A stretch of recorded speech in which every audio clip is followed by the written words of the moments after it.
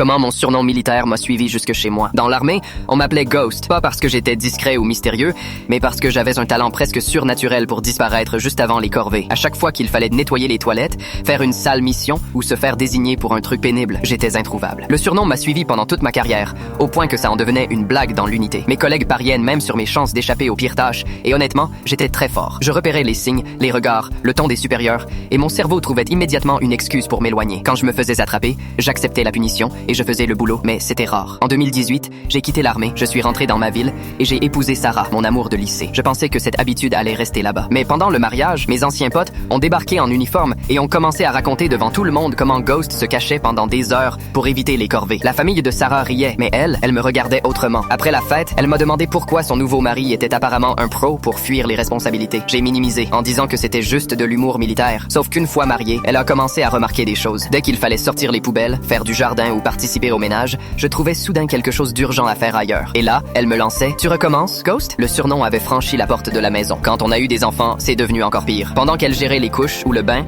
moi je me retrouvais mystérieusement dans le garage à ranger des outils ou à répondre à des mails soi-disant urgents. Sarah a commencé à m'appeler Ghost devant les enfants, au point que ma fille de 5 ans croit presque que c'est mon vrai prénom. Elle me présente même comme mon papa, Ghost. Le pire, c'est que je ne faisais même plus exprès. Après 8 ans dans l'armée, c'était devenu un réflexe. Dès que j'entendais le ton qui annonçait une corvée, mon cerveau cherchait automatiquement une échappatoire. Sarah a fini par comprendre comment me piéger. Au lieu de me demander de l'aide, elle commençait juste les tâches seule, et la culpabilité me faisait apparaître comme par magie. Maintenant, toute la famille utilise mes propres techniques contre moi. Même les enfants s'y mettent. Dès qu'il y a des devoirs ou une corvée, tout le monde a soudain envie d'aller aux toilettes ou se rappelle une urgence imaginaire. J'ai essayé de changer, vraiment. J'ai mis des rappels, fait des listes, proposé mon aide avant qu'on me la demande. Mais certaines habitudes restent collées à toi. Alors aujourd'hui, j'assume. Ghost, c'est moi. Et ma famille sait très bien que si elle a besoin de moi, elle doit avoir un vrai plan pour réussir à me coincer.